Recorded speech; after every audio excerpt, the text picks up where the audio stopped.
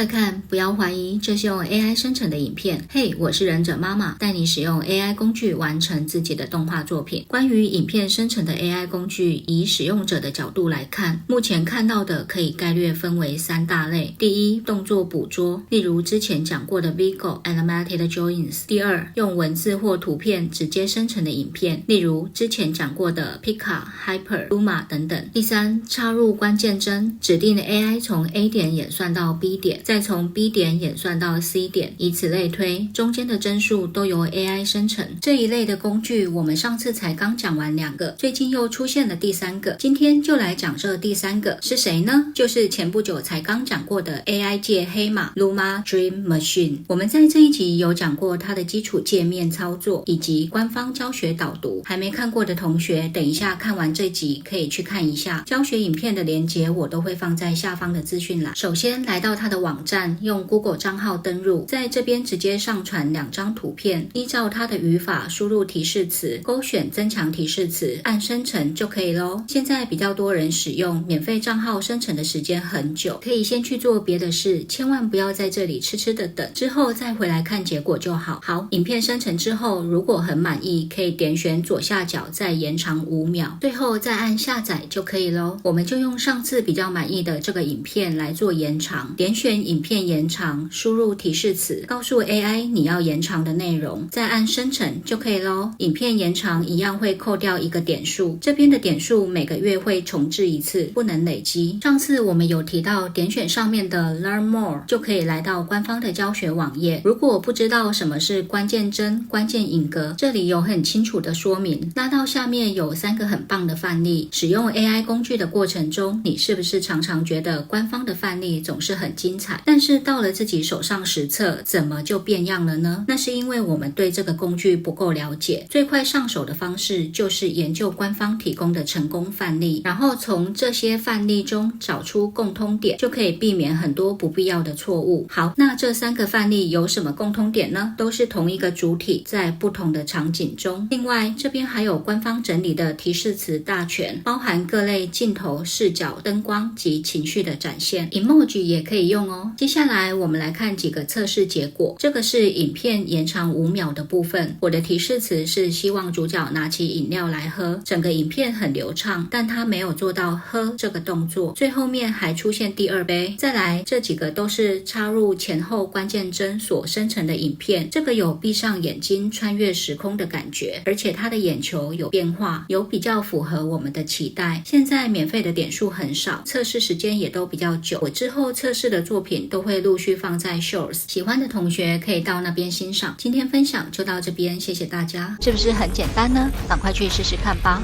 别忘记订阅我的频道，按赞，还有开启小铃铛，让我们一起站在 AI 这个巨人的肩膀上，看得更高更远吧。